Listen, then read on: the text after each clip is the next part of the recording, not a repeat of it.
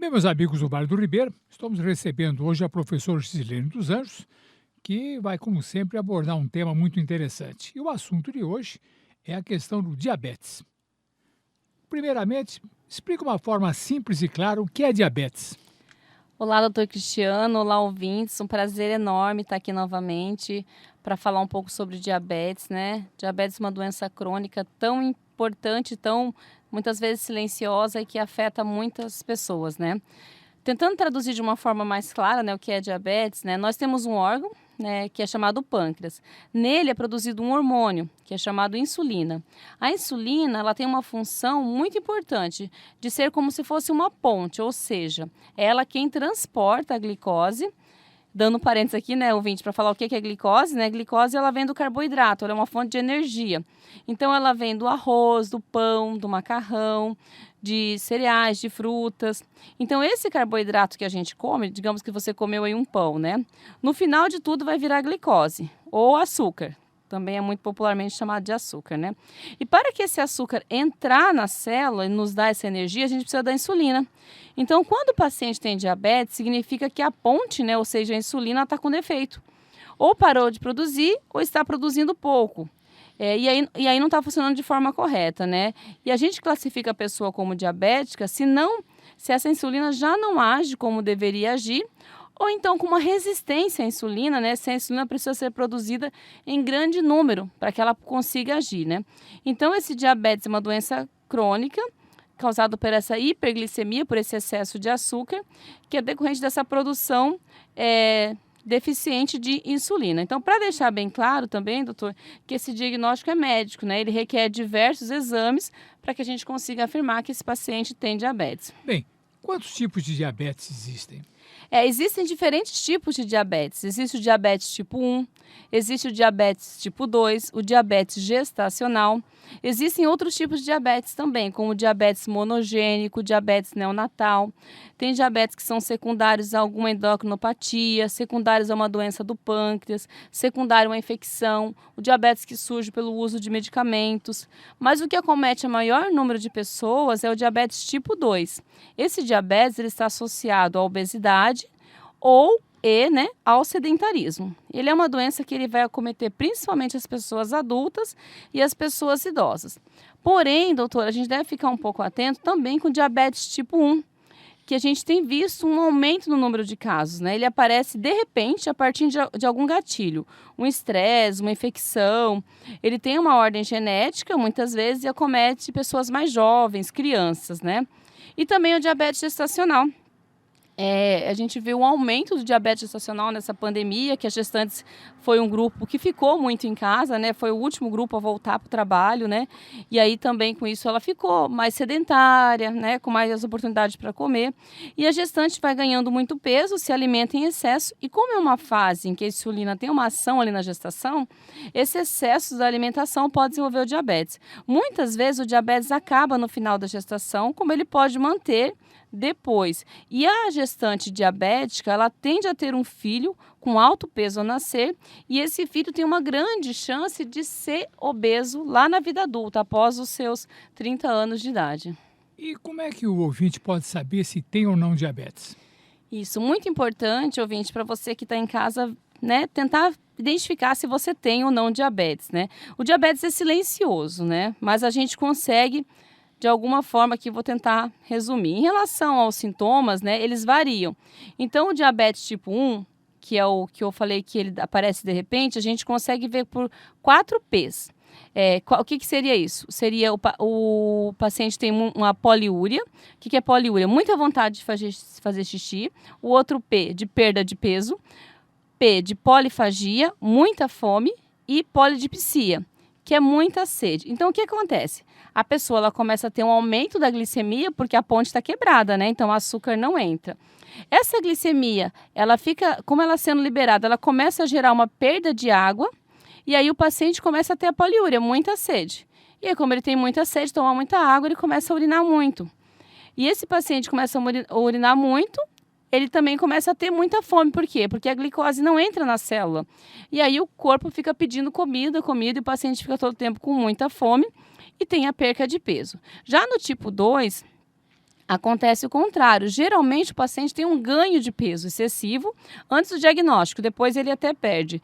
Mas a gente tem cerca de 90 a 95% dos pacientes são diabéticos tipo 2. E pelo menos 80 a 90% desses casos se associam ao excesso de peso. Então ele acomete geralmente lá na quarta década de vida. E também a síndrome metabólica, doutor, que é um tema que a gente pode conversar mais. A pessoa não tem excesso de peso, mas ela tem a síndrome metabólica pelo excesso de colesterol, pela pressão, e a partir daí desenvolve o diabetes, né?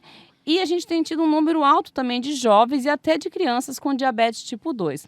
Geralmente no tipo 2 os sintomas não são tão visíveis, então às vezes você, ouvinte, é diabético e ainda nem sabe. Fica muito difícil você saber porque não tem sintomas no início. Quando você vai ter os sintomas do excesso de sede, de vontade de fazer xixi, de fome, significa que seu diabetes já está muito alterado.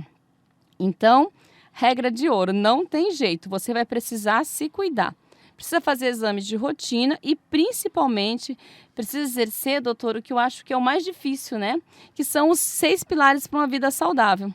Como é que eu faço, né, para não ter diabetes? Então, não tem jeito, gente, não tem fórmula mágica. Eu preciso cuidar da minha alimentação no meu dia a dia. Eu preciso fazer uma atividade física, eu preciso cuidar do meu sono. Às vezes eu como bem, me alimento bem, mas não durmo bem. Eu preciso gerenciar o uso de substâncias tóxicas, eu preciso viver num ambiente harmônico, eu preciso cuidar do meu estresse, porque tudo isso é gatilho para desenvolver o diabetes. É difícil? É difícil, né? Mas não tem outro jeito. E nós temos um número aumentado de pessoas com diabetes e isso é preocupante. O país, atualmente, ele conta com 15 milhões de pessoas convivendo com diabetes. E, anualmente, ele mata 6,7 milhões em todo o mundo. Então, a gente pode dizer que cada 100 pessoas no Brasil, 7 têm diabetes. Bom, o diabetes tem complicações ou a pessoa consegue conviver bem com o diabetes? O diabetes ele tem complicações, porém a pessoa consegue viver bem, né, desde que ele cuide dela. O controle da glicemia, desse açúcar no sangue, ele é importante. Então você, ouvinte, que tem o diabetes, você precisa cuidar, precisa saber como é que estão os níveis de açúcar no seu sangue, né? Quando isso não acontece, ou quando já vem com diabetes de longa data, o paciente pode ter outras complicações, como a nefropatia, o diabetes que atinge o rim, como a neuropatia, que é o diabetes que afeta os nervos, a retinopatia, que é o diabetes que afeta a visão. Muitas vezes o paciente fica mais favorável ao aparecimento do infarto agudo do miocárdio ou de um acidente vascular cerebral, que é um derrame, né? Então, é uma doença que tem um impacto muito importante na vida das pessoas. Hoje, a gente estima-se que cerca de 400 milhões de pessoas em todo o mundo têm diabetes. Bem, uma questão interessante, você está sempre abordando isso, a importância da alimentação para o tratamento do diabetes. Olha, doutor, eu vou dizer que no caso do diabetes, a alimentação ela tem um impacto muito grande para controlar a glicemia, porque é através da alimentação que a gente vai ter acesso à glicose, né, ao açúcar. Então, não existe um único tipo de alimentação ideal. Inclusive, é importante a gente considerar o que o paciente já consome, o que você gosta, ouvinte, quais os seus hábitos, a sua cultura, a sua acessibilidade quanto aos custos, né? Às vezes a gente atende um paciente, orienta para ele uma alimentação que ele nem consegue comprar. Então, é muito importante avaliar tudo isso, o gosto, tudo isso é importante no momento que vai pensar no tratamento. E é importante que você varie a sua alimentação. O carboidrato, que é o açúcar, né, no final de tudo, ele é fundamental no tratamento do paciente. Tanto em relação à sua quantidade, o quanto que você está comendo, quanto à sua qualidade. A qualidade, ela tem impacto principalmente quando a gente fala de uma refeição isolada. Então, num lanche da manhã, num lanche da tarde. Por que essa qualidade? Porque dependendo da composição desse alimento, o alimento pode conter mais fibras. Por exemplo, um pão. Pode ser um pão branco que tem carboidrato, mas pode ser um pão integral, que vai ter mais fibras. E, dependendo dessa combinação, pode ter proteína, pode ter gordura. Então, quando você consome determinado alimento, como por exemplo uma fruta, que também é uma fonte de carboidrato, pode apresentar uma variação elevada nessa absorção, dependendo do quanto você comeu. E quando você junta, por exemplo, uma proteína, uma gordura, quando você coloca, por exemplo, uma aveia nessa fruta, né, coloca uma chia, você vai mudar a absorção e a rapidez com que essa fruta vire açúcar. Então, vou dar um exemplo até mais prático para você, ouvinte. Quando você come um prato de macarrão, você demora em torno de 30 minutos para a absorção desse carboidrato. Mas quando você coloca uma carne, por exemplo, nesse macarrão, já vai demorar mais. Quando você coloca uma salada antes, vai demorar ainda mais, podendo levar até 2 horas para fazer a digestão, o que demoraria 30 minutos se você comer um macarrão puro. Então, você pode ver que, além de comer o alimento, eu preciso ver o que eu estou comendo com ele. Vamos para o café da manhã, né? Você come um pão com margarina. É bem diferente se você come, por exemplo, um pão com ovo, onde vai ter o carboidrato do pão e a proteína do ovo. Ou quem sabe uma raiz, uma mandioca, um inhame, uma batata doce ou uma fruta com aveia. Agora, existe uma dieta específica para o diabético? Não, não existe uma dieta específica para o diabético. É uma recomendação muito parecida do que seria uma alimentação normal. O que o diabético tem que ter, porque é muito importante a alimentação, é uma alimentação saudável, um equilíbrio na quantidade do carboidrato, na proteína, ou se ele tem um excesso de peso, ele vai precisar controlar um pouco isso, né? Porque o que acontece muitas vezes na prática, né? Você orienta o diabético, eu vejo muito isso, né? Orienta o diabético a tirar o carboidrato. Aí você recebe essa notícia, né, ouvinte, que você é diabético, e aí você tira o arroz. Tira as raízes, tira a mandioca, tira o inhame, tira o pão. Aí com isso você tira as fibras, você tira as vitaminas. Eu vejo muito pelo lado da gente escolher os alimentos certos para ajudar no controle e não simplesmente cortar um grupo inteiro.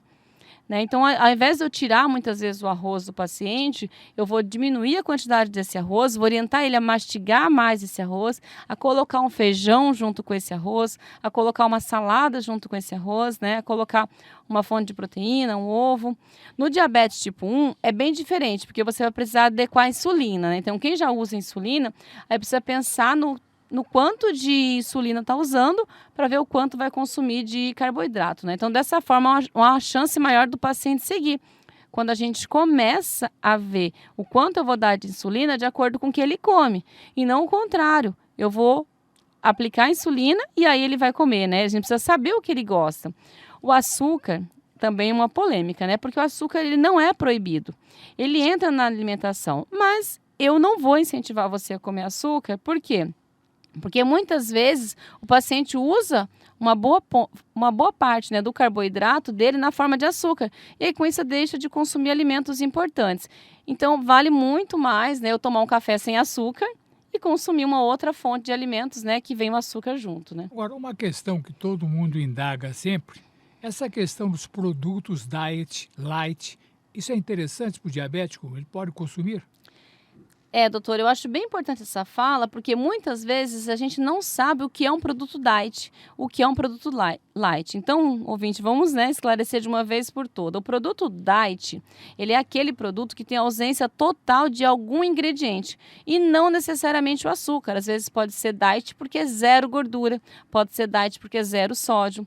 Então, pode ser diet porque não tem, né, sal, não tem gordura, como pode ser porque não tem açúcar.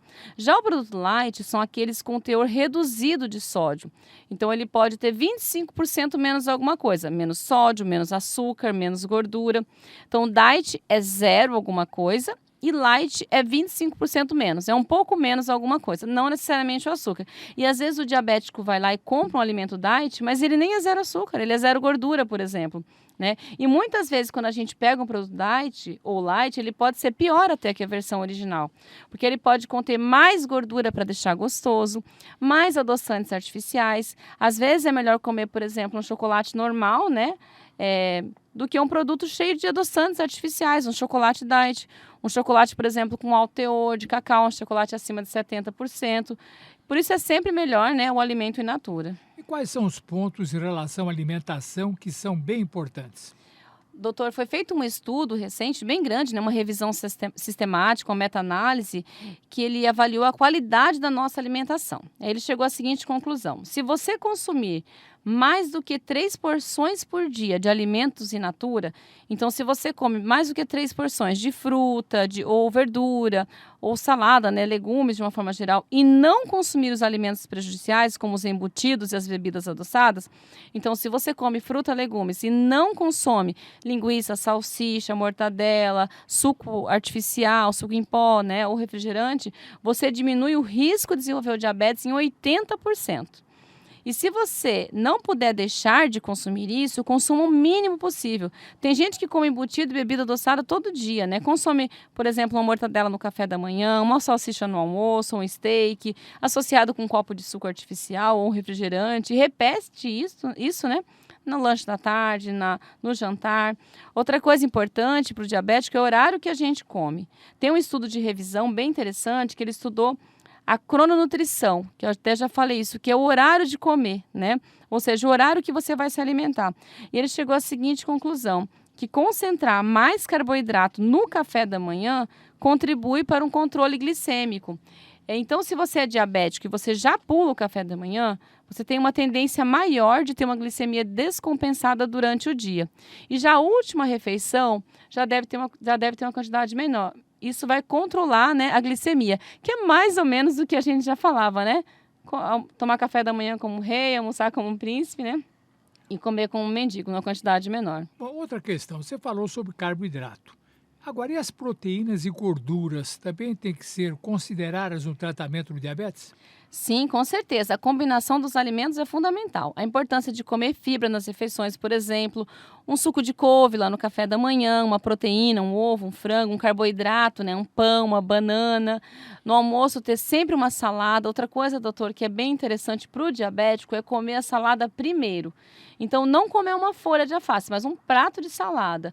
Tem um estudo muito interessante que mostra isso. Quando você come a salada primeiro e depois você entra com o restante, você controla melhor a glicemia. E frutas, como é que é a questão? O diabético pode comer fruta à vontade, não pode? Isso é um mito também bem importante, né?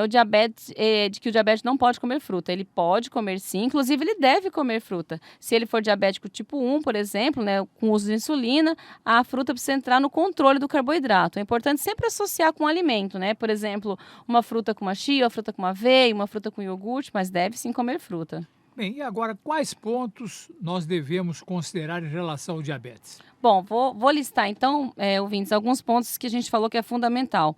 O tempo da refeição, o horário que eu consumo esse alimento. Outra coisa importante, o consumo de uma refeição com muito carboidrato no período noturno, então sempre preferir comer melhor no café da manhã. Adicionar sempre uma proteína, uma gordura em todas as refeições. Um café da manhã equilibrado. Diferentes alimentos, variar a alimentação. A ordem, né? Comer primeiro a salada e depois comer a proteína, o carboidrato restante da refeição. Bom, agora eu queria ver se você pode dar alguns alimentos que ajudam muito no controle dessa glicemia. Sim, doutor, eu vou listar alguns alimentos que todos esses alimentos listados foram feitas pesquisa, muita pesquisa em cima dele, é comprovado cientificamente, são alimentos que ajudam no controle do diabetes. A linhaça é um deles, ela reduz a glicemia. Colocar a linhaça inteira, ou se for na forma de farinha, a farinha ela oxida muito rápido. Então você tem que, se você for fazer a farinha, coloca num pote escuro, que não tenha a ação da luz e consumir rápido. A linhaça, ela tem fibra, tem ômega 3 e ela melhora o controle glicêmico. Outro alimento é o amido resistente, que está presente na farinha da banana verde. Então, a farinha da banana verde também ajuda muito no controle, fazer uma panqueca, colocar numa sopa. Ou então a banana verde mesmo, né? Tira a casca da banana, corta em pedaços, põe no freezer, congela, bate ela numa vitamina, num suco, e você vai ter o efeito do amido resistente. O cacau, já falei aqui algumas vezes sobre ele, tem uma ação antidiabética, ele auxilia na modulação dos genes, contribui para que você tenha uma melhor captação, que você consiga usar melhor esse açúcar, né, melhorando então a ação da insulina. Eu estou falando aqui de um cacau puro, de um cacau acima de 75%. O café ele tem uma sensibilidade na insulina, mas é claro que não vai adiantar, né, ouvinte, se você for usar o café associado com açúcar, né, com a grande quantidade de açúcar. Mas pode ser o café descafeinado também, porque o efeito está nos fitoquímicos do café e não na cafeína. O alho também ajuda no controle da glicemia, ele reduz os níveis, então é um alimento excelente de utilizar. Sempre lembrando, né, reforçando, quando você for utilizar o alho, ouvinte, macera o alho, deixa 10 minutos em repouso e só depois você utiliza nas preparações, porque aí você vai ter a ação já do alho. Pelo menos um dente de alho por pessoa. E para finalizar, eu faço questão de frisar, né, doutor, que apesar de não ser da minha área específica, a importância da atividade física, ouvinte. Então, se você é diabético ou se você não quer ser diabético, faça atividade física. Ela vai fazer a diferença entre o desenvolvimento ou não da doença e também para o controle da glicemia, né, de quem já tem o diabetes. Então, insira atividade física no seu dia a dia, né, e cuide desses pilares para uma vida saudável. Tá aí, doutora professora Gislene, explicando bem aí, uma aula aí didática sobre a questão da diabetes, que é uma doença, como ela falou, muito silenciosa e que, se não cuidada, dá uma série de problemas, problemas gravíssimos. Microfones da 99 para suas despedidas. Eu queria agradecer a oportunidade e eu queria dizer, ouvinte, que é muito importante que você cuide, né? Não espere ter algum sintoma para começar a cuidar do diabetes como de outras doenças, né? Fico muito contente de estar aqui e de poder levar um pouco de informação em relação à alimentação. Sempre um prazer. Agradecemos a sua presença e daqui uns dias ela volta a falar sobre outro assunto importante na área da nutrição.